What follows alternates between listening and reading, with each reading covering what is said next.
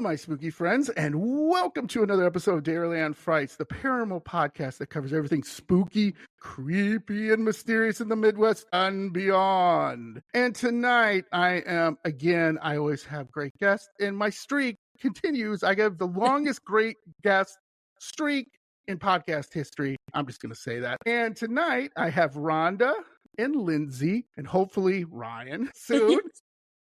From Sirens of the Supernatural. Welcome.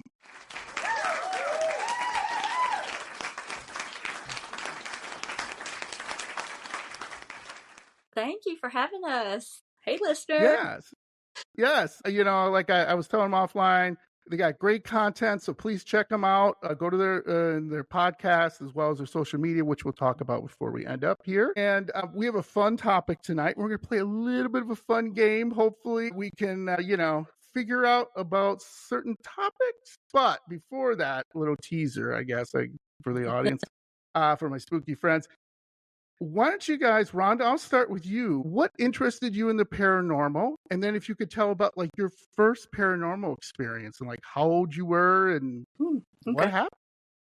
Okay, well, we're kind of a family affair at Sirens of the Supernatural, and Ryan, who we're hoping will join us shortly, is my first cousin on my dad's side. And we had a grandmother and great-grandmother and all kinds of other older relatives that were very superstitious, but it was kind of mountain superstitious because we grew up in the Appalachians, and so there was a lot of folklore, and they believed in haunts and knocking spirits and this and that. So they told us scary stories from the time I can remember. And we just grew up with that interest because of the stories that we heard. And we've just kind of been that way ever since. And then Lindsay, so Ryan's my first cousin. Lindsay is my daughter. And I guess she just was destined to be interested in the supernatural with a mom like me.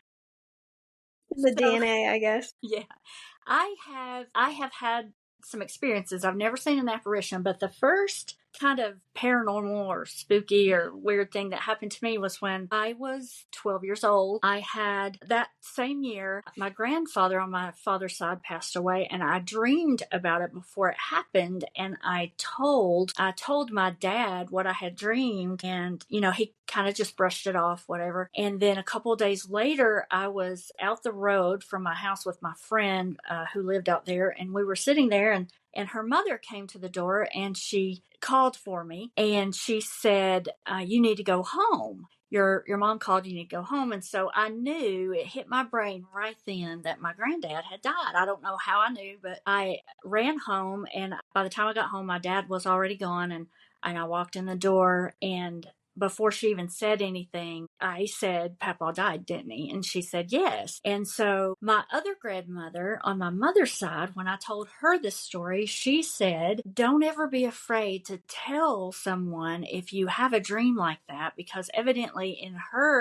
the female line of her family, they had dreams like that. She had dreams, and I guess her grandmother had dreams like that. And so she said, if you ever have dreams like that, just don't be afraid to tell someone. And so that same year, I had another dream about my dad had married my stepmother, and her father was kind of like a grandfather to me as well. And I dreamed that he passed. And after that came true, it scared me. I didn't want to have those dreams, So I just was like, right. I think I closed myself off to it because it scared me. So I've never had any dreams like that from that point on, but I have been growing more open to, as I've gotten older, more open to, if it's a gift, if whatever it is, I'm trying to be more open to it now. So that's kind of my little spill. Yeah. Do you think you're sensitive at all, Rhonda? I think I sense like emotional energy more than anything. Lindsay and I were talking about, we went to the Trans-Allegheny Lunatic Asylum numerous times, and we did their overnight ghost tour, and I felt so heavy. I felt like I had absorbed so much negativity, negative emotions and negativity. It took me about a week to get my mojo back, because I'm usually happy-go-lucky, positive, bubbly, and it just weighed on me. I couldn't leave it there.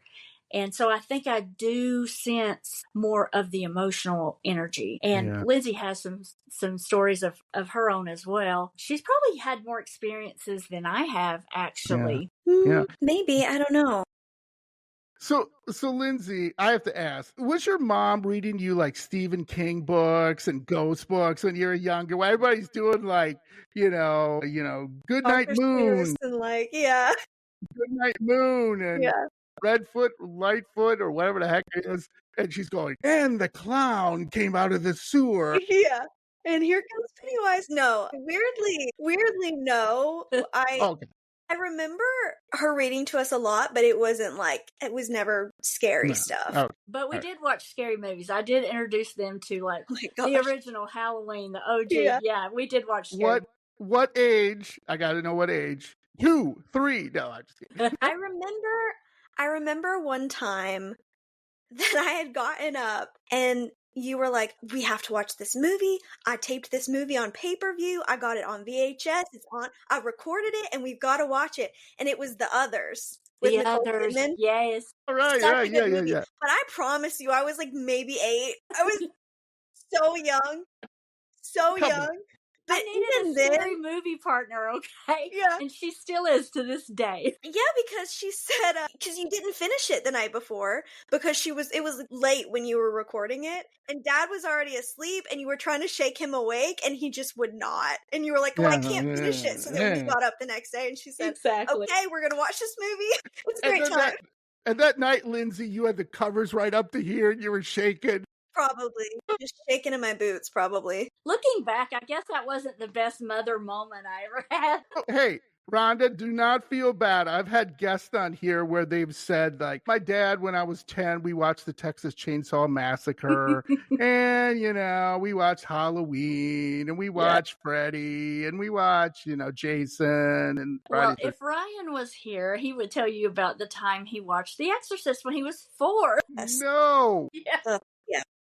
Yes. Yep. That's still his go-to scary movie. Oh my gosh. No, I mean, that's a little too young. I agree. Put that out there. Yeah. That's what's wrong with him. Before you tell your experiences, Lindsay, has your mom ever gone like, Lindsay, right behind you, there's a ghost, there's a spirit. Don't worry. It's okay. You're going to be fine. No, never heard that one growing up, thankfully, because that would have been trauma. And then she closes the bedroom door. Yeah, I would have been so scared. Because when I was little, stuff scared me so bad, and I would try to sleep in her bed for a month after. And she was like, no, sorry, no, can't do this. But I was so genuinely scared. Yeah. And I don't know exactly the point when that changed, but now I love scary stuff. I can't. But she didn't tell me some of her experiences. I did not find out until we started doing this podcast. Honestly. There you go. Okay, because the very first one that I had is weird. It's not a usual ghost story. It's odd. And so I really maybe had only told my sister up until that point, and I never really talked about it because it's weird. It is weird. It's a weird story. Yeah. We used to share, my sister and I used to share a room, and I think I was still in my short little toddler bed. Yes, you were. And our beds were kind of perpendicular to each other, and she had a big girl bed. And so my little bed, I could see underneath hers. If I turned over, I could see underneath her bed, and we had a little night light right in between. And there was one night that I woke up and I turned over and I could see straight underneath her bed, and facing her were these feet, these gray, almost marble statue kind of feet. And at first I just had thought, maybe it was Dad coming in to check on us, or Mom possibly. But then when I looked up to see who it was, there was nobody there. It was literally just the feet. And so, in my little brain, I'm not comprehending this at all. Sure. So I just turned over and went back to sleep, and I was like, I'll just call it a day. And then, I guess it's just it really stuck with me because I can still see it in my brain like it happened yesterday. It's so vivid and clear. Right. Because it was just such a weird experience.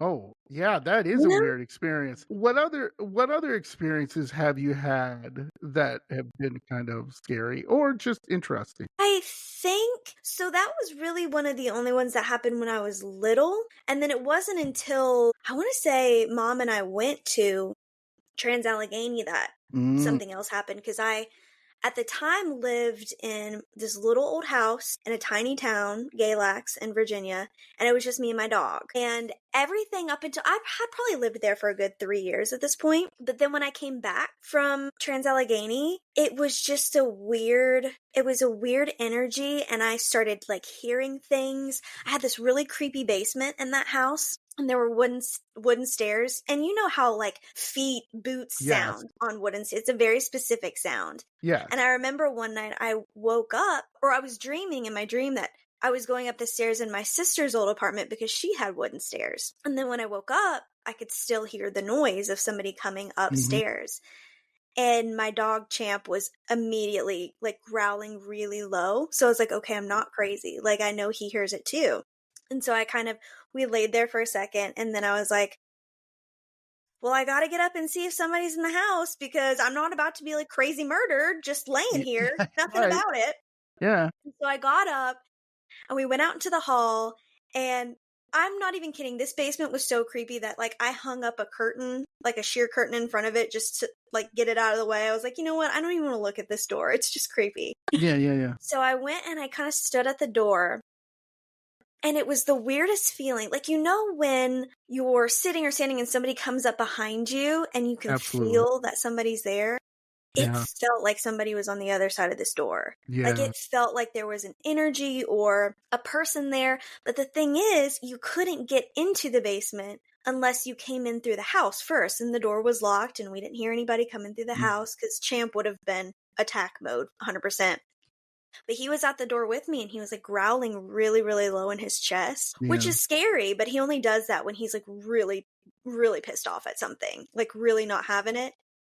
And so I stood there for a second and then I was like, you know what? This door's locked. I'm going back to bed. I will deal with this in the morning because I couldn't hear anything. Like I was like, hello, and I didn't hear anything back. So the next morning I go down there, not a sign in the world of anything. No animals, nothing had been moved around. But I think that this happened one other time because I actually ended up calling the police and having them come check my basement because it really just felt like there was somebody there. And they came in and they checked the basement. There was nothing in the basement. And as he's coming back up the stairs, the officer goes, I don't know, I guess maybe you just have a ghost or something. And I was like, sir? I was like, why would you say that to me? I live alone. That is not okay. He was like, just call us if it happens. And then Yeah. the ghost showed up and his name was Ryan. Hi, Ryan. How are you? I'm good. Good. We're talking about our paranormal experiences. Yeah. Yes. Yeah. We did a whole episode on some of Lindsay's ghost stories, and you can hear about her experiences in the Trans-Allegheny as well. Mm-hmm. Oh yeah, Nice. I forgot about that one. I won't keep us on and on and on. Like we gotta let Ryan. Yeah, we gotta let Ryan do his. FaceTime. Yeah, Ryan, welcome. Nice to see you. Nice to be here. Sorry, I had some technical difficulties. No problem. I'm glad you could make it. So what we're talking about is like your first paranormal experience and like how old were you and what happened? I've already told him you watched The Exorcist at 4 years old. Yeah, Well, come on, Ryan. Come on. Okay. Well, that's my first probably interaction or introduction to the paranormal. Like I said, I was like 3 or 4 years old. I was in Missouri at my grandmother's house, and we had a sleepover. Everybody made their little piles on the floor. And it's a big 2-story creepy house, anyways, and they always said the upstairs was haunted, of course, probably to keep the kids out. So when I fall asleep and I wake up, and like I said, it's 3 o'clock in the morning. I wake up and there's Linda Blair with her head spinning around and just all the good stuff. And I'm like, I'm a kid. I look up and I'm just like, oh my God, what is it? And then from then on, it terrified me, and I had not heard it for years. And then I got to the point where I'm like, okay, I don't understand it. So, what you don't understand scares you. So the more you try to learn about this stuff, the better off you are. However, I learned very quickly, well, not very quickly, I spent half my life trying to learn to not kind of be not really be afraid. I understand it and respect it now, but it's a never-ending rabbit hole. So the more you think you know, the deeper it gets and the worse it gets in some situations. So I decided to kind of step away from that type of issue because I have seen things, I've dealt with spirits, I've seen figures, touched, I've seen the full Linda Blair experience. I've seen a lot of that stuff. So, and I've always wanted to be the person to, exorcism or see the pot flying across the kitchen, and things like that.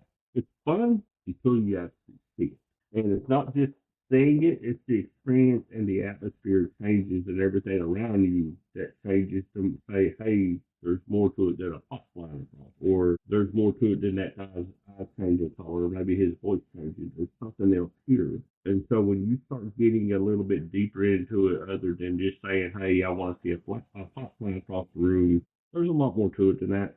So those are some of my experiences. So I've seen a lot, and I've experienced a lot. Like I said, I've even, like last year, I experienced some really cool stuff at the Nicholson Steakhouse. That was interesting too. So it just seems like that stuff sort of attracted to me, and I've always felt like I had things follow me. So it's been very calm for years.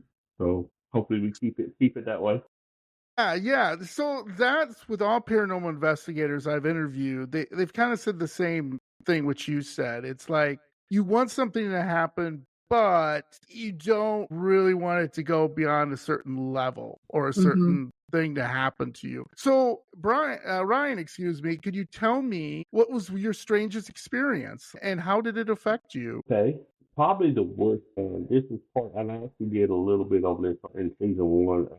I told about it's called The Home, about a group home I used to work at. And if you don't know anything about group homes, they're for like either the people that are not, they're mentally challenged or they're disabled, things like that. They're just not able to function in society. From my experience through several different situations, some more demonic or like negative energy attached to those because they don't know any better. They don't know the difference between reality, or they don't know how to make rational decisions. They don't know if it's their thoughts or somebody else. So in those situations, they basically just run rapid. So it depends on the person's subconscious. But one of the craziest experiences is we had a gentleman, he was in his early 20s, but he had the mentality of maybe a 10, 12-year-old. And he spoke very soft-spoken. He's kind of like Mickey Mouse or Mike Tyson. And so he's like, hi, Ryan, how you doing? Did you come to my house today? And he's the sweetest guy ever, right? Yeah, sure. Being around this person, you're like, oh, this guy's totally awesome. He's going to mess well. I'm not going to have a problem with this, right? Well, he's not a problem until it is. So he would actually, when you get there, of course, everybody keeps things on hush hush, and then finally, like, okay, whenever he has his episodes, he is no longer. His name is Lee, which later on I found out, in my personal opinion, I put two and two is kind of Legion because there was a very, very severe, very demon attached to this guy. So the experiences, I go in there, and I'm working that particular home that night. This is kind of crazy because this is like a bunch of TV horror movies together, but it actually happened in real life. He had a good guy dog, like the Chucky dog, right? But it was actually the good guy dog. It looked like Chucky after the possession. And his name was Buddy. And every time I got in trouble, it was Buddy's fault. He didn't do it, Buddy did it. Yeah. So, he's projecting. So he's making noise, and I go in there and I'm talking to him. And me being kind of humorous myself, I'm going in and I'm like, hey, what's going on? It wasn't me, it was Buddy. So I want to play with him. I'm like, okay. I was like, well, you need to tell Buddy he needs to be quiet. We can't be doing this. And then he starts laughing. And then he said, Buddy said something. I'm like, well, we don't do that. And then so tell Buddy, I'm going to put him in the phone. And then cusses and said, well, Buddy said you're, I think he said MF or something like that. No, yeah, SOB. Oh, okay. Well, there you go. Hold up. Wait. Hey. So this is where it's and this whole time I'm being humorous, right? And I'm like, okay, no problem. So I'm like, I'm going to go ahead and just put this to bed. I'm going to be done with it. So what I do, I'm going to pick up the doll and I'm going to talk to the doll. Say, hey, look, be quiet, be good. As soon as I touch the doll and I look into his eyes and his eyes did not change, it didn't go all freaky. But as soon as I touched the doll, it was like somebody poured ice down my spine. And the entire atmosphere changed. And it's like I felt vibration like consuming, and I did feel now thinking about it. And I'm just like, okay, y'all put the doll back down on the list. Right? So I'm just like, that's weird, you know. Something with it. And I'm thinking, okay, something's attached to that doll. There's something really to this. Long story short, you know, he makes some noise. You know, the person I'm with, she goes in there, ends up throwing Buddy up in the top of the closet and told Buddy to leave it there. And then fast forward, it's dark, and the bathroom is basically right across from his room. So I go in there and I use the restroom real quick, and then I hear this really evil, high-pitched, like animalistic kind of scream, slash, slash. And it like almost took the wall. And I'm like, that's coming from the bathroom. So I'm like, so I go in there and the thing you walk in is on the right. About 10 feet in front of you is a stand that stands about already got like a little 12-inch TV there. And that's the only light in the entire. So I walk in and I look over at Clyde, and like I said, Clyde has brown eyes. So I look over at Clyde, and like, his eyes are crystal blue, like looking into the purest bluest ocean. And I get this eerie feeling, and you know, I can't remember if he said something. Or no, he said, "Hi, Ryan," and I'm like, so I kind of slowly back out. Right? And I walk all the way back into the other room, which is probably 50 feet. And the lady that I'm with, she's like, "What's going on?" I said, "Come here." I said, "I want to make something like crazy." I said, "Come here." So I go in there, and she looks, and then she's like, "You need to behave." And she comes out from me. I was like, "What is that's just the devil." She was that straight up devil. What? That's who that is, because her husband was a preacher. And then I call my dad and tell him what's going on, and you know, he prays for me. He goes, "I think something's trying to attach itself to you because of the ice going down my spine over there, and because this thing keeps messing with me." So later on, we go in there and we have to fold clothes, and I'm like, "Well, where do these go?" She goes, "I think I'll get those." I'm like, "Well," she goes, "Those are clothes." Okay. Go in there. So we go in there and we put Clyde's clothes up, and at this time, his eyes are not like all freaky looking. They're halfway normal. And he doesn't say a word. He just follows me to his room when he comes back. And as soon as I get ready to leave, he goes, "Bye, Brian. See you soon." And I'm like, and the lady I'm with, she's like, "Oh," and she like pushes me, and like we go into the living room. And then I'm like, "What is it?" She goes, "I don't know." She goes, "I've never seen that." She goes, "That's just, it's the devil. It's the devil." And then we're in there, and like 30 minutes goes by, and then we hear something come walking through the hall. And it's coming from Conjure. So we don't know what to expect. When it comes to the living room, we're not sure what it is. Yeah. So he goes there, and it's fine, and it's regular, normal thing, and his short, little Mickey Mouse voice. He's like, "How you doing, Ryan?" I'm like, "I'm good." He goes, "When you come back to my house?" I'm like, "I'm not sure, Clive." He goes, "When you come back to my house?" I'm like, "I don't know," because he's trying to find out when my next day working is. And he goes, and then he's like, "See you soon." No. And then walked into his bedroom. And there were several instances similar to that had happened. But that's probably got to be one of my most intense. And people, I mean, they can call me a liar or whatever. I mean, I'd put my hand on 10,000 Bibles. I would not make that up. And that's probably the freakiest experience I've ever. Wow. Yeah, those, I always tell people, cursed dolls or just those porcelain dolls freak me out. Yeah, I'm not saying that's what that was, but you know what I mean? Those porcelain dolls, you know, from the Victoria era, and they had those little beady little eyes and stuff. And I had a guest on, and she collects them, and they're all cursed. At least she claims they're all cursed. And I asked her, "What the hell do you have them in your house?" And her poor husband is like, "I can't stop her. She keeps buying them," because she'll literally go to like an antique shop and she'll buy these things. And like sometimes the owner will be like, "Yeah, that doll's kind of sometimes like come in the morning. It will be sitting on the shelf. And then like when I leave at night, then it's like right next to like on a shelf near me." And I'm like, "Well, there were no customers in here for the past, how did it move? I'm the only one working. Like, how did it?" And, you know, they'll tell her that. So I don't know what's going to, like, I don't know what's going on. She'll be like, "Great." She'll take it. I'll take it. Yeah. And she's like, "I'm not scared. What are they going to do to me?" And I'm like, "Yeah, okay, keep them away from me." She has showed them on the episodes, and it immediately I saw it, and it just freaks me out. I'm like, no, you know. And she keeps on joking with me. She's going to send me some, See, I'm going to ship some to you, John. I'm like, no, you're not. No. If I see anything about the size of a doll, I'm just going to go to the UPS or whoever, FedEx guy, take it back. I am not taking it. Yeah, so then I'm guessing, Ryan, you've probably been scratched before. You've probably been pushed before. Yeah, I've Bruised. had what they call night terrors, which I don't believe is Ugh. night terrors. I think the UFO spirit. At Nicholson's Sneak House, I had something yell into my ear. I felt a wind on my face. Like I said, I've been blind. I've been done a lot. And like I said, the more I kind of detach myself and distance myself from that type of thinking, it seems like it doesn't bother me as much now. You know, so, but I always like, but anytime I open that door, just like the Nicholson City House, it always makes a point to let me know it's still there. Mm-hmm. It's like one breath away, and I'm not here. Because I've had people, I'll be asleep, and they try to wake me up, and they couldn't, and then the next morning they're like, hey, there was like just a shadow figure, like a shadow standing at your foot last night. I tried to wake you up, and you just wouldn't move. And I've heard all kinds of crazy stuff, and there's been situations where, you know, you feel things, and you're just like, you know, how do you handle that? You know, you try to pray, you try to distance yourself, you know, because I'm a firm believer that when you open doors, you know, they're open, or the more you're attracted to things, the more it sees you, or the more that you try to get involved or try to seek it, the more it sees you. So I think there's a connection there. Yeah. Absolutely.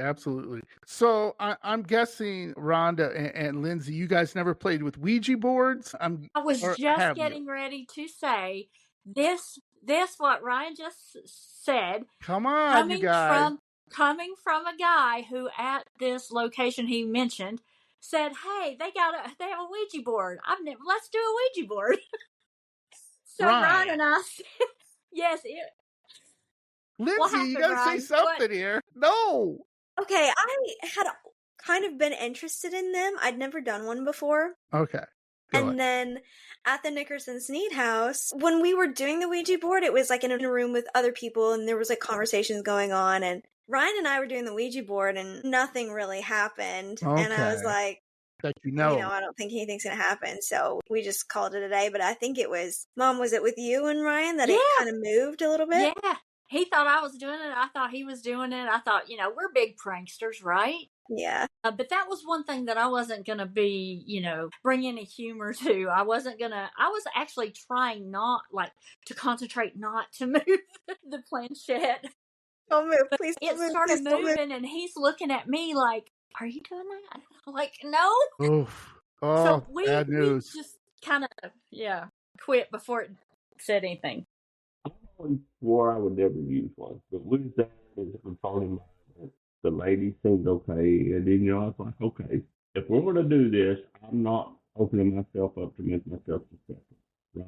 I'll give it just a little bit just to see if something's there, and then kind of shut it down, you know. But like the Rhonda thing, I was looking at her and I was like, you moved some stuff? No, but it actually did move on its own. And it was. Okay. Yeah, so I was just like, okay, that's enough. Yeah, we didn't take any chances. Once we figured out we weren't moving it, we just quit. Yeah, absolutely. Do not mess with them. There's some bad news. If you don't do it right, too, you got to do it right correctly. Make sure you close everything because you don't think about it, you know, and stuff. You just, and it's scary if something does happen. Yeah, no, thanks for me. Excluding Ryan, Lindsay or Rhonda, have you ever brought a spirit home? Because Brian, I'm sure you probably have brought a spirit home. Have either one of you? I think that my experience at the house, when I was hearing all of those things, I do think that it was something that I brought back from Trans-Allegheny. Right, yeah. I really do. Because when we went, and I didn't even think about this, but when we went at the time, I was like really struggling mentally, like trying to get into a good headspace. And I could see like something sensing that and going, hey, like maybe we'll just take a trip with this girl. And then getting to my house, and like the basement kind of looked similar to parts of Trans-Allegheny. Like it was creepy. And just like, okay, well, I'm going to chill down here because this looks familiar. But then as time went on and I got like mentally to a better space, that stuff started happening less and less. And then it just stopped happening. Yeah. Rhonda, I think you've ever brought the spirit home? I don't think I ever have. I think normally I'm probably too positive and bubbly for spirits. I don't know. But I've never felt that I've brought anything with me. The reason I'm not picking on you guys, Lindsay and Rhonda, the reason I say that is because some areas you go in, there are children, right, Ryan? I mean, you probably have dealt with this. If you speak up, if you want to tell a story or anything, a lot of children, right? And they see you two and they think mommy, right? Yeah. Or they think safe, right? Right. They see Ryan and they go, holy crap, that guy's going to kick the crap out of me again. It looks like one of the guards, I don't want him. Yeah. But Lindsay and Rhonda, they look sweet and positive. So nothing like that. You've never had like a child entity or spirit maybe tried to reach out or try to touch, or maybe an EVP or see something? That I don't know, because there was another time that we were at the first time we went to Trans-Allegheny, and we went on one of the flashlight tours, and so it was like all dark. Our tour guide, did he have a flashlight, or did he have like a lightsaber? He didn't have a flashlight, because I remember people having to turn their flashlights on their phones on. Right. So we had just gotten past like the room where the little girl is said to be, and then we were going to leave and go to the other actual haunted house part of it. And so it was me and Mom and two other ladies, and our tour guide was going to take us out this, it was kind of like a flimsy screen door. Like, it didn't look like anything sturdy. And when we were sitting in line, we'd watch people come in and out of it all night. And so he steps forward, like, away from us. I'd say it was probably a good 10 to 15 feet away from us, because we were just in this big room. And he's trying to get this door open. He's, like, locking it, unlocking it, pulling it as hard as he can. He even kicked it at one point. Yeah, he kicked it at one point, and it didn't budge. So I stepped up and put my phone flashlight on so that he could use both hands, because, he's got this lightsaber. He can't do it with one hand.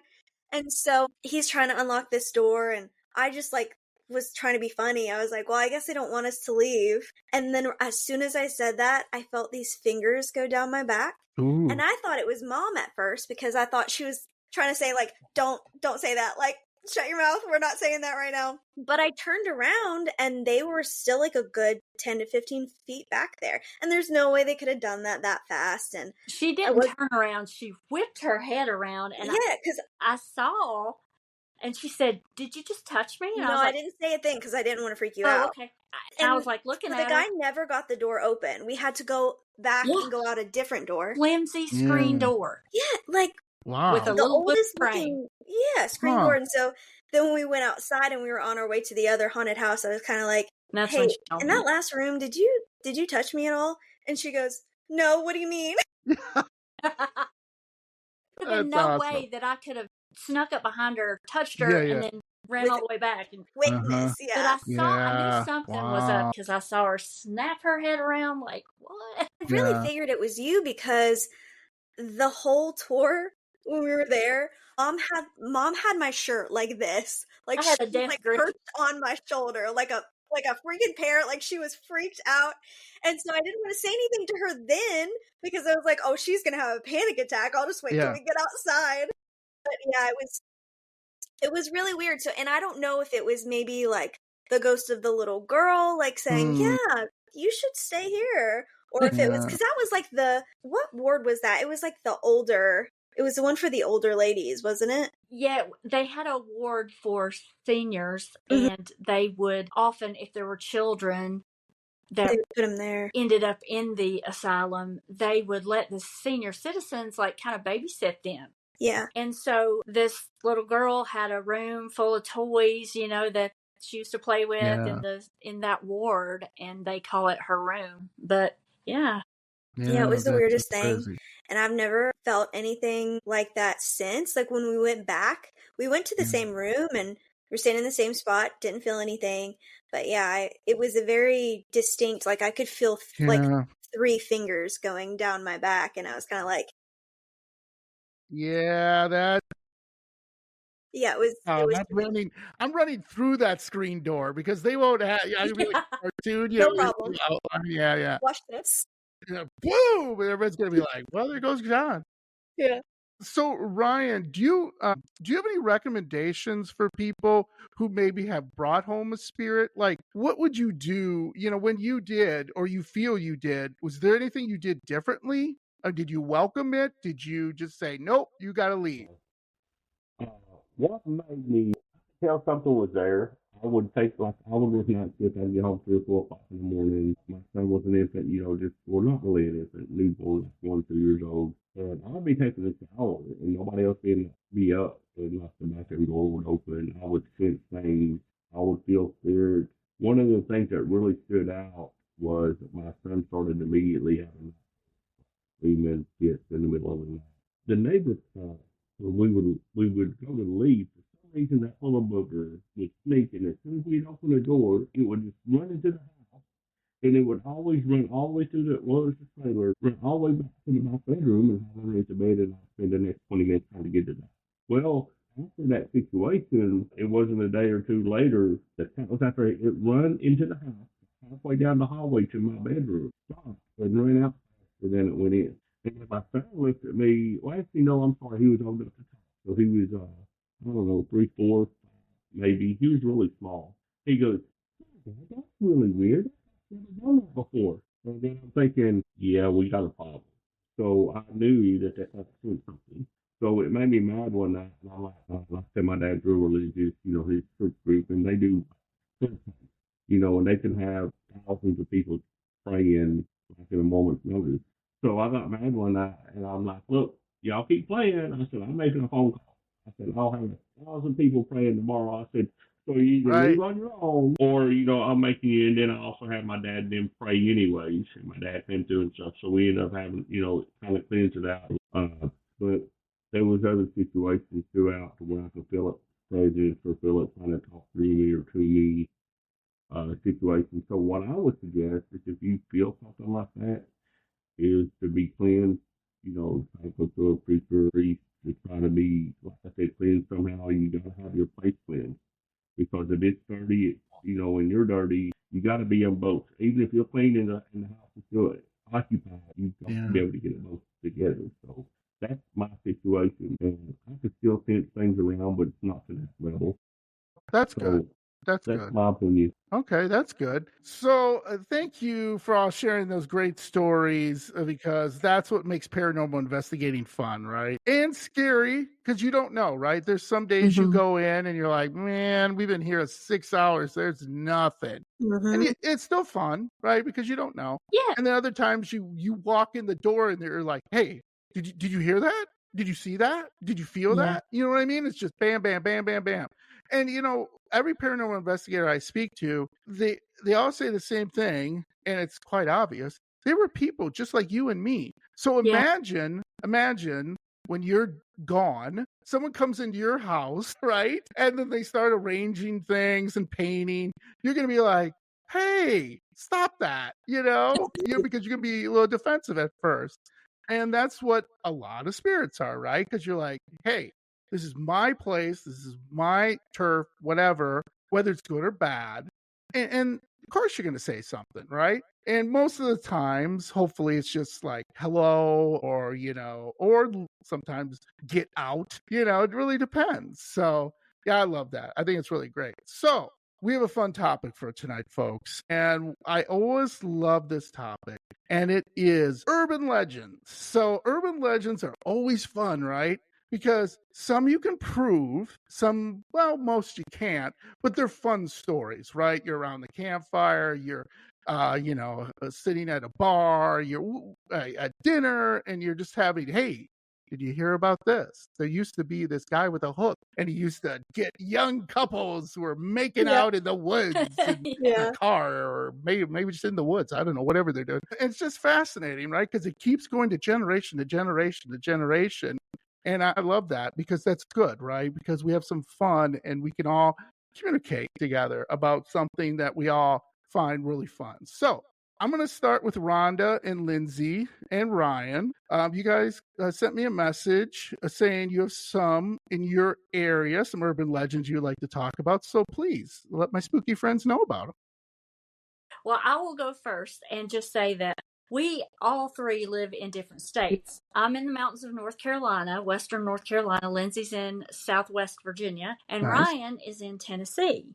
Ooh, So I thought it would be 3 great fun if places. each of us, you know, told a little bit about some urban legends in our area or our state. So, like you said, urban legends, usually it's interesting because they start with a kernel of truth somewhere. Mm-hmm. And then each person or each group keeps adding their spin on it. And before you know it, it just has enough believability to keep people on the hook, you know? So in North Carolina, about an hour and a half from where I live, there's a mystery that's yet to be solved, and it's a location that we definitely want to go to. It's in the Pisgah National Forest over in Burke County. I live in Ashe County, but it's in Burke County, and it's a place called Brown Mountain. And as daylight disappears and darkness creeps over the trees, it is said that strange lights begin to stir on the ridgeline. Folks who have seen them, and there are many of these folks who have seen them, describe them as bright, flickering, colorful, different size lights that seem to dance around on the mountain, like someone might be walking or just moving in weird patterns. And no one knows why, and no one knows what they are. Some say that they're the spirits of ghost maidens who are forever wandering the mountains in search of the lost lovers from I guess the Cherokee and the Choctaw had a brutal battle at that location many years ago, and there were many young Native Americans killed. And then others say that they could be the ghosts of Civil War soldiers, and others whisper that it might be aliens. And then there are some skeptics who just scoff it all away and say, oh, it's just marsh gas or something like that, right? But whatever it is, it has it's been witnessed by a lot of people, and it's grown in kind of into a famous legend that's not so urban anymore, because in 1999, the hit show The X-Files, which we all know what that is, they did a whole episode on the Brown Mountain Lights. So you can go back and catch that. But for over a century, no one's been able to explain what they are. Okay. And if you go there, and they say if you wait long enough, you might just see them too. And a lot of people will go on, they'll drive up the road on the opposite ridge and sit there just waiting to see these lights. Sometimes they see them, sometimes they don't. And so I found a story from a local retired park ranger, and his first name's David. And he said, on a crisp October night years ago, the kind of night when the fog is clinging low and the stars kind of are hidden behind the clouds, it was really dark. And he said, I was hiking a familiar trail near Brown Mountain doing a late patrol. I paused at an overlook that I'd stood at 100 times before, and that's when I saw them. 3 lights hovering just above the treetops. One was red, pulsing like a heartbeat. Another was blue, and it was flickering. And the third one was a pale yellow light that was drifting along slowly through the darkness. He said, I watched, standing there frozen, as the lights moved. And the lights moved too smoothly for drones. They were too quiet to be vehicles. And then, without a warning, all of a sudden they just blinked out. Wow. Gone, just like that. No sound, nothing, no wind. He said, I don't scare easily, but that night I turned around and booked it out of there and didn't look back. Yeah. Curious investigators and even government researchers have come to the mountain to try to debunk any paranormal cause of the lights. They've conducted all kinds of extensive research and written reports into what these lights could be. But so far, no one and no group has been able to prove that they're train lights or vehicle lights or lights from lanterns or campfires. There's been no proof that the lights are caused by some kind of strange atmospheric phenomenon. And no one's proven that it's a hoax or a trick. So that is a location and a story that it's intrigued me ever since I heard about it. And I really want to go there and park on the other ridge and sit there. And, I want to know, like, if so many people have gone and seen the lights, okay, where's the video footage? I want to see some. So yeah. Well, Absolutely. Yeah, absolutely. I want to get that. I heard your story, Rhonda, and it's a really interesting story. And I was a big X-Files fan back in the day. Yes. By the way, they're rebooting it again. I don't know why, but they are. Really? Yes. Be out next year sometime with the original cast. Well, the people are, who they can get. Basically. Oh, good. Yeah. Good. There is some evidence on YouTube but it's Mhm. very sketchy. You know what I mean? It looks Yeah. it looks fake. It looks like they got like a bunch of dudes and say, "Hey, dude, go and grab your flashlight over and go there, running yeah. up there." Yeah, you see what I'm saying? And you're like, I do. oh, you can watch I'm gonna get the real thing. Yeah, the real thing, you really have to see it. And yes, you're absolutely right. People are, whether you're too scared or whether Mhm. it's just, I don't know what it is, but I agree. I think it's fascinating. I personally, Yeah. my personal opinion, thinks it's spirits of some Native Americans. That's me, but I'm an alien guy too. So I'm like, yeah, it could be some Yeah. aliens kind of hanging out. Yeah. And doing something. I don't know, but I love that story. Lindsay or Ryan, who would like to go next to talk about theirs? Up to you, Ryan. Go. Okay. The next one is a little bit less, well, I say less supernatural, but it's less than my experience with the supernatural, what we talked about. This is more something that I feel I can deal with, like all one-on-one nature. Okay. And this one's the Wampus that I'm. Oh, like right. I said, it's a good one throughout the entire Appalachia. It ranges from Missouri, Tennessee, West Virginia, Kentucky, Virginia. Everybody's seen this thing. So basically, they call it, in Missouri, it's called the Valley Wampus. Arkansas, it's called the Whistling Wampus. And Appalachia is just plain old Wampus, or Wampus Cat. So we just shorten it down. So what it is a half dog, half cat creature that can run erect or on all fours, so it doesn't matter, it's still going to get you. It's rumored to be seen just after dark or right before dawn, all throughout the Appalachians. But that's about that's the only thing really what people will read. Non-Native American cultures, it's a howling evil creature with yellow eyes that can supposedly pierce the hearts and souls of those unfortunate enough to cross its path. It drives into being insane. So just looking at this thing, and if you stare into its eyes, it really affects you to make you go crazy because of just how hideous it is. According to Cherokee folklore, it's filled with tales of evil spirits lurking in the deep. The dark forest that surrounds the villages offers a different view of the Wampus. They think it's an evil demon called Ouija, EW/AH. It's a spirit of madness. And it's been terrorizing the village of Etowah or Tatoa, depending on the version that you hear. It's what you call North Carolina today. So it's not their actual Rhonda, so be careful when you go out. No. So the village shamans and war chiefs call for a meeting, and the wise shamans told the war chiefs that sending the braves to hunt and kill the Iwa was surely going to be the end of the tribe. So the Iwa had terrible powers to drive men mad with a glance. So the chiefs argued that it could no longer feast on the dreams of the Cherokee children, and that something must be done. So basically, it was still affecting their kids even in their dreams. So they agreed that their strongest prey would go by itself and bring great honor to his family and tribe by killing the mad demon. So if I'm him, I'm like, look, you're not killing all warriors. You're saying, hey, you go do it. Why me, right? Did they drive? Well, be the lucky one, right? So, but obviously his name was Standing Bear. So obviously this guy, he's strong. Anybody named Standing Bear is going to be tough. Standing Bear Bayfell, depending on the story version, was the strongest, sneakiest, smartest, and most respected brave in all the Cherokee Nation. And he was chosen to do battle with the demon. And as he walked from his village, the shamans blessed him, and the war chiefs gave him many weapons, which they slay the beast. Once he got to the edge of town, his wife, Running Gear, bid him a final farewell, and she'd never see him the same way again. So they're all like, hey, you got this, you know, and he's just there thinking, I hate y'all right now, right? So after weeks, nobody heard from this Standing Bear. And then suddenly one night, a stricken brave come running back to the camp.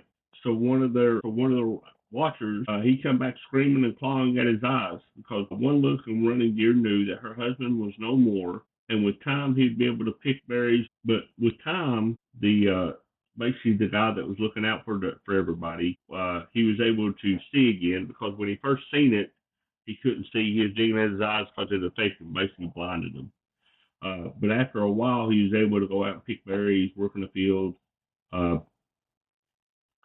But he would never be good as a husband again, so it affected him.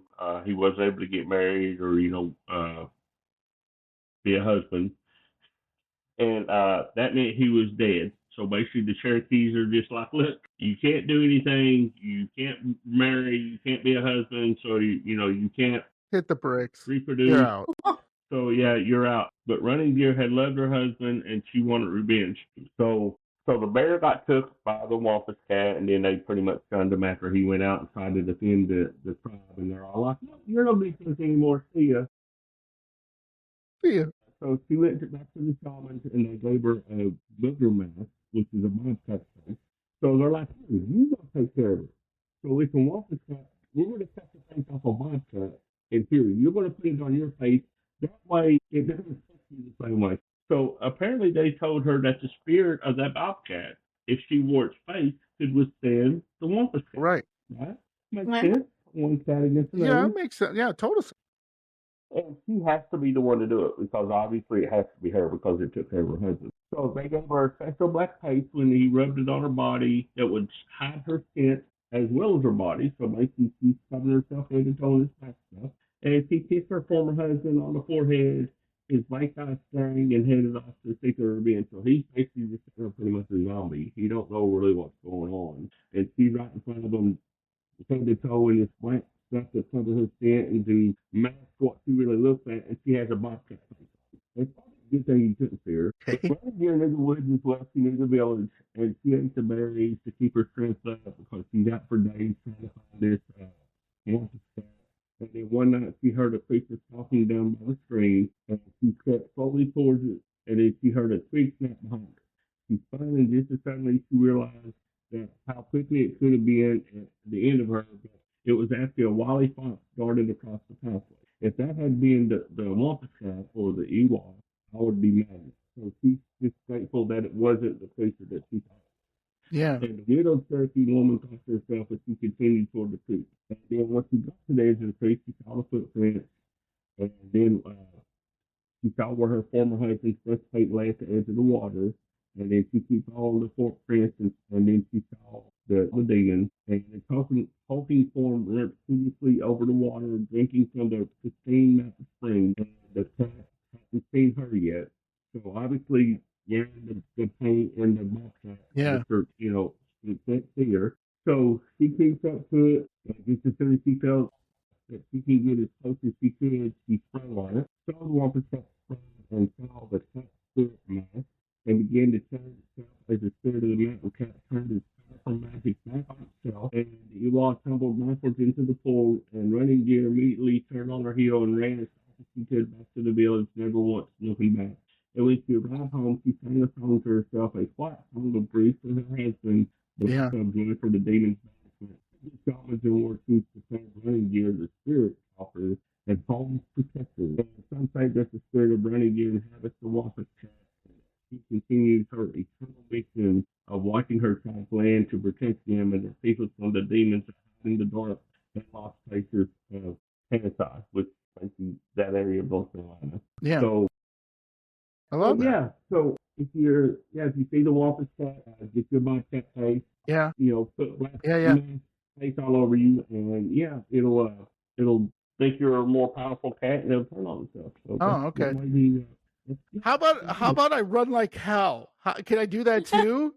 Can I just really run really fast? And don't look at it. Don't look at it. Please don't. Please don't do that. So, I love that one, Ryan. That is a good one. I've heard of that one too. That is a great story.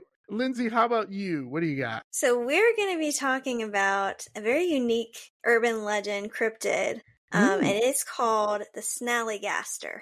Okay, the Snallygaster. So in like the 1730s, you had these German immigrants coming over and settling in the Blue Ridge Mountains, and they, in their accounts, described they were being terrorized by this monster, and they called it the Schnellergeist, which means quick spirit in German. So now we kind of have, it has evolved into Snallygaster, which I think is the best name. That's a great name. I love it. So then it kind of died down for a little bit, and then in the 19th century, it popped back up because you had these slave owners that were using the story of the Snallygaster to scare their slaves into not running away, which is awful. Yeah. But here's what this thing looked like, okay? It's described as having enormous wings, a long, sharp beak, claws like steel, and one eye right in the middle of its forehead. And it would fly around and terrorize, and This one guy that saw it kind of described it as a tiger mixed with a vampire, because apparently it had gotten a hold of this guy and stabbed him in the neck with its sharp beak, and then like Ew. slowly drank all of the blood out of him. Yikes. Yeah. So mainly this thing has been seen kind of more on the East Coast, Virginia, Maryland, a lot in the Shenandoah Valley is where it's said to live. And the best story that I found about it is that when people thought that it died, here's how they thought that it died. Because they had tried for years to capture this thing, to shoot it. It was bulletproof. None of their guns worked. They couldn't get rid of this thing. But there one day it was like flying around, you know, doing its thing, having a good time. Hey, And what's it up? smells. There was like a huge vat. These people were making moonshine up in the mountains, and there was this huge vat they were cooking. And so the Snallygaster gets a whiff Okay. of it, and it's like, hell yeah, what is this? And so Yeah. it like nosedives into the moonshine. And so then it's like boiling and like screeching, you know, because Yeah. you didn't know it was going to be hot. And so the guys that were making the moonshine shoved some dynamite underneath, lit it, and then ran like hell. And so their whole moonshine getup just blows up with this monster in it. And then they go around bragging. They're finally like, you know, we killed it. We got the Snallygaster. Here's Yeah. how I mean, that's the best story of like, I love that. like the perishing of the Snallygaster. But after that, there were still sightings. There was a sighting as recent as 2015. There was a family camping in the Shenandoah Valley, and they said that this is the creature that they came into contact with. It was like screeching at them. It had these huge wings and this beak and this eye in the middle of its forehead. And I don't know. So maybe it's still around. Maybe that was the Papa Snallygaster, and the rest of the family was back home, you know? Yeah. I love that. So you said, when was it spotted again? In 2015 was the most recent 2015. sighting. Yeah, Interesting. No pictures, right? of course. Yeah, Of course. there we go. Illustrations, but no actual pictures. Yeah, no video evidence that I found, anyways. I love all of those. You guys, those are great stories. So before we get to our little game, we're gonna do true or false. Like Ryan, I don't know if you heard this one, but we're gonna do true or false urban legends, and you guys just say true, false. I'll read you a story. You just say true or false. Okay. But before we get to that, in Wisconsin, go look this up. In fact, do an episode on it. You're going to absolutely love it. There is a cryptid called the Hodag. And the Hodag is in Rhinelander, Wisconsin. It is a mythical, mischievous creature that serves as the city's official symbol and mascot of, you guessed it, the Rhinelander High School. So That's so cool. thing, okay, you can go listen to my episode, folks. It's one of my earliest episodes. And yes, it is an official mascot of the Rhinelander High School. They're called the Rhinelander Hodags. So there was this guy, he was a con man, and he was in Rhinelander, Wisconsin, and he made up this cryptid. And he said, hey, there's this it kind of looks like an alligator with spikes on it, with like a head of like a lizard cat kind of. It's really, you gotta look it up, Google it. Trust me, you'll be like, what the hell is that? Anyway, so everyone believed it was true, but he was a con man, this guy, and he made this out of like paper mache or something, and he put it in a cave, and he told all, this is 1800s, by the way, and he's like, come on, boys, we're gonna get it, and they bring out their shotguns and pitchforks, it's a big posse, and they're shooting in the cave, and they're throwing stuff, and then some guy goes, I know, we'll blast it out. And guy gets dynamite. The 1800s, you just go down to the country store and get dynamite, right? Like, here, Ryan, thanks for the dynamite, and it was like, boom, and they throw dynamite in this thing, blow it up, and they're like, it's dead, cool. And there's a picture, an actual picture of it. How it survived this, I don't know. There's an actual picture in the Rhinelander newspaper from it was like 1800s, early 1900s, of the Hodag. Okay, everybody knows it's fake. Everybody knows it's a joke. There is no Hodag. However, the town said, we love this, and they just adopted it.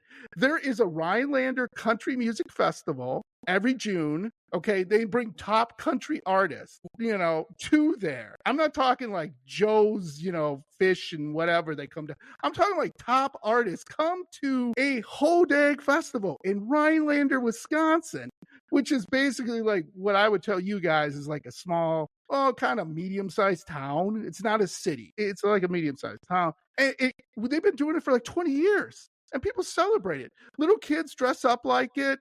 There's a Hodag store. It's crazy. It's absolutely insane.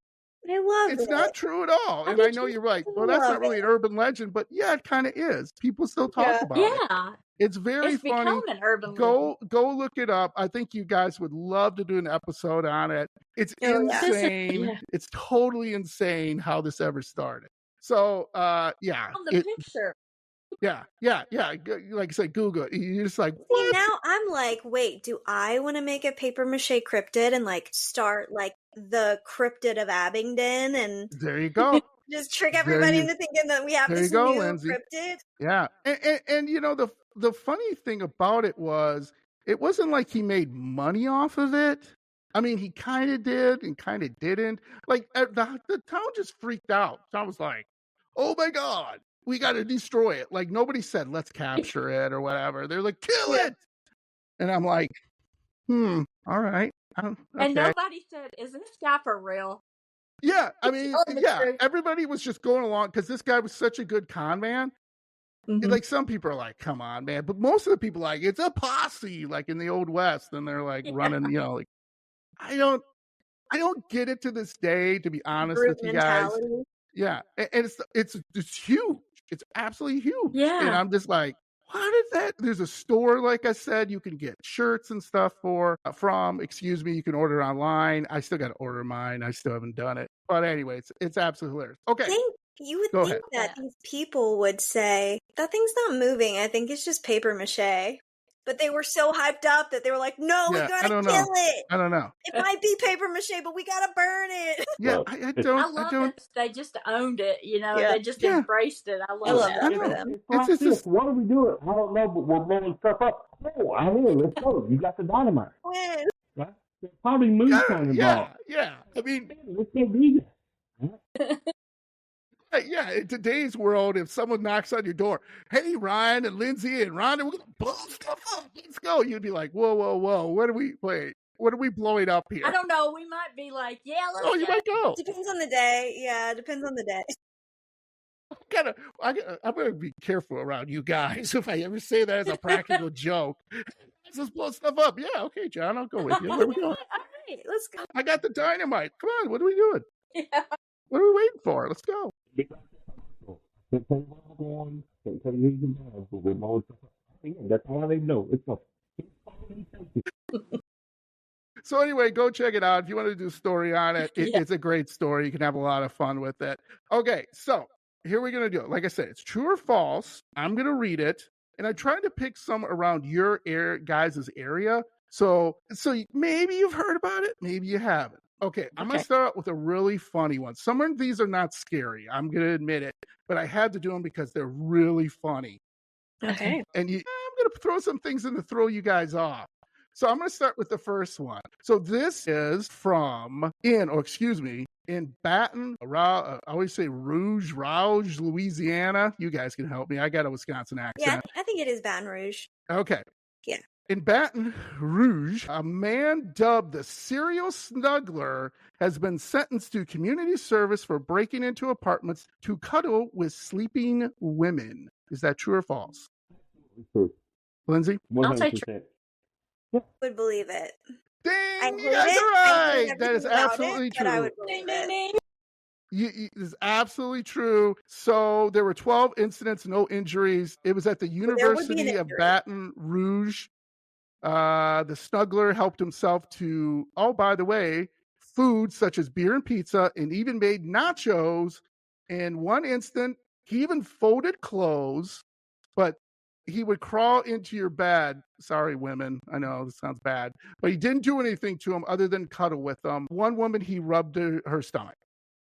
So there was nothing nefarious. There was nothing. That makes me want to puke. Okay. I know. I'm sorry. Maybe I didn't say that right, but you know what I'm saying. there would have been an injury. That's Would all have I'll been say. If it on was board now at here, his folding clothes. He's folding your laundry. Yeah, that's what I said, Lindsay. I mean, He's folding your cleaning laundry. house. my own laundry. Pop- I pop- don't like. Alright. dishes. All right. All right. Okay. No, I don't. Oh, I'm not a fan of that. Mm-mm. Okay. Next story. All right. Here we go. Let me find this one. All right. So in 1911, an embalmed corpse of McCurdy became a grim sideshow attraction throughout Texas, where people were eager to see the framed criminal on display in a funeral parlors and carnivals. But here's the thing. Do you guys, well, maybe Rhonda and Ryan will know this. You remember the show, The $6 Million Man? Yes. Okay. Supposedly in 1976, $6 Million Man used this. They thought it was a prop. Okay. And what they did was they tried to move this prop and the arm fell off. And then they found out it wasn't a prop. It was a corpse. True or false? My Lord. True or false? I'm going to say false. Mm. Ding, ding, I'm going to say ding. true. I'm gonna go with true. Yeah, true. I'm going to say true. Ding, ding, ding. That is very true. There was a corpse that was brought around the carnivals and it was put away in storage for like props. Like someone bought it, for a prop for a show. And it was actually had been embalmed, so they were just going to use it, So you're probably saying, well, John would turn to a skeleton. What are you talking about? No, that's why I thought I might fool you guys. No, it was embalmed. It was like in a cabinet or something. And in this show, The $6 Million Man, they used it. And when one of the directors or prop guys tried to move it, the arm fell off. And then they were like, wait a minute, this is a real arm. And so then they found out, they had to go through all the obvious process. But he was a criminal and he wanted to be embalmed, I guess. It's a weird story, but that is true. Okay. That is true story. And isn't that scary, though? How would you like to be on set and then, I can't even imagine what I would do if I tried to move something and like an actual arm came off of my hand. How traumatizing. That poor person, whoever that happened to. I know. It's insane. That's just scary to me. Just terrible. Okay. So the next one, we'll do a couple more here. If that's okay. So people have said from time to time, they have gone into a motel or hotel room and have felt there is someone else in the room. In fact, maybe somebody under the bed. Okay. So, according to this, there was a couple in 1997 who was at I don't know what it was called back then, but we would call it a Super 8 now. And they kept smelling things, weird stuff in the room. It was the couple kept, going to the desk and saying, hey, a room smells. Could you have someone come in and check things out? And they would bring maintenance in there. Oh, check the pipes, check the toilet. Everything's good. So somebody said, wait a minute, it's coming from the bed. So it used to be in hotel rooms, you could lift up the bed. It was just on a frame, and the frame was hollow. Okay, and some motels, they don't do that anymore for this particular purpose. And when they lifted up the bed, they found a dead woman's body, rotting corpse, had been there for what they estimated a few months. True or false? Oh my gosh. I'm going to say, I don't know, truth is stranger than fiction. I'm going to say true. Lindsay? I am going to say false because I want it to be false so badly. Okay. Ryan? Like that. Oh. Ryan? Thinking somebody just ding dong, ditched it, left it, hit it, gone. Ding, ding, ding. That is true. And it has actually happened 3 different times where people who have stuffed bodies into box springs, under beds, in hotel rooms. This is my nightmare. Yeah. That makes me not want to stay in a hotel anymore. Ever again. This is my nightmare. I'm never leaving my house. Oh, wow. Here's, like I said, we'll do 2 more, just really quickly here, because this one's a fun one. So back in Chicago what they would call the projects, I don't know, in your areas where you call them, there was a number of murders, and the police could not figure out what was happening, how the people got into the room and murdered the people. They looked all around the room. They could not find out why. Until one policeman went into the bathroom to wash his hands, and he was looking at the medicine cabinet, and he noticed there was something weird with it. So he took the medicine cabinet off and found out behind the medicine cabinet there was no wall. It connected directly to the other apartment. So the person from the other apartment could come into the other apartment and basically do whatever they want to that person. And there's really no evidence. True or false? Oh. I want it to be false. I'm going to say true because I believe that it could happen, but I want it to be false for my mental health. Okay. Ryan? Rhonda?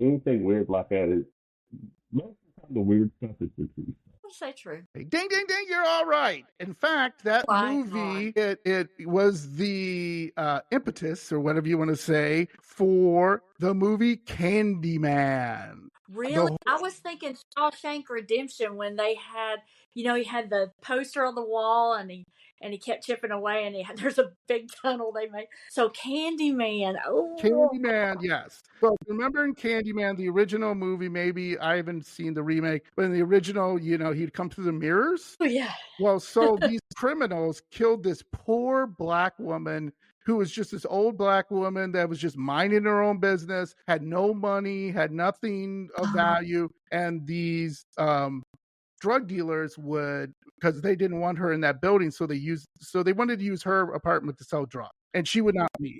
She would not leave. They threatened her and everything. This poor old lady tried to, threaten her. And eventually they just found out how to do it, and they went in and they murdered her. And that's the only way they found out. The police couldn't figure out because there was no, somebody kicked in the door, forced entry. No. And she was on the 12th floor. So, yeah. Yeah. Yeah.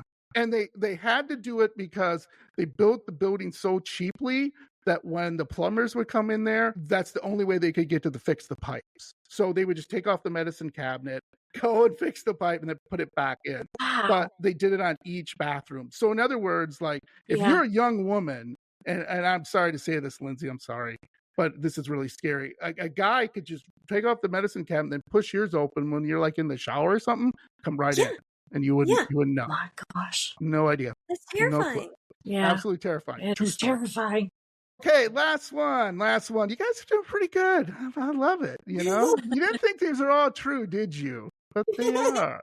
Okay, so maybe you've heard this before. So back in 1997, a young single woman, I'm going to pick on you, Lindsay, was driving home from her job late at night. While she was driving home, a vehicle was tailing her, beeping and flashing their lights and speeding up and looked like they were trying to run her off the road.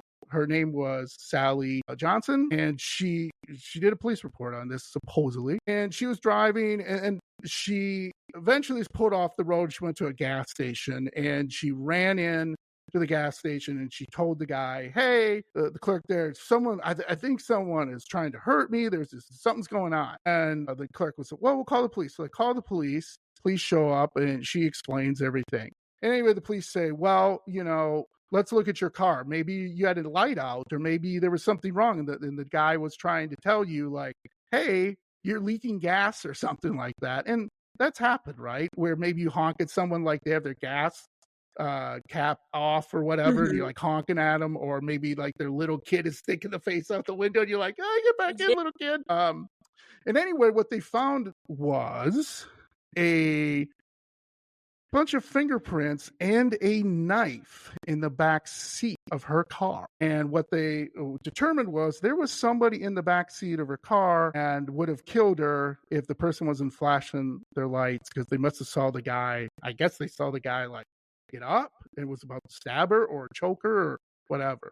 So, true or false? I'm going to say true. because I've heard a different version of this story. And it was the same until she pulled into the gas station. When she pulled into the gas station, she got out of the car to go into the store, and a woman followed her that had been getting gas at the pump and told her, there's a man in the back seat of your car with a knife. And so I'm going to say true. Okay, Lindsay?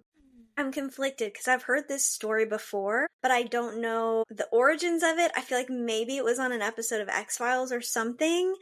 I'll say true. What the hell? I'll say true. Okay. Ryan? Yeah. I mean, I agree with that puzzle. I mean, being in a situation like this, we've all seen so many movies where like everything is based on some kind of fact. So I want to say true also. Absolutely false. Is it false? Absolutely Like, false. watch the last one be false.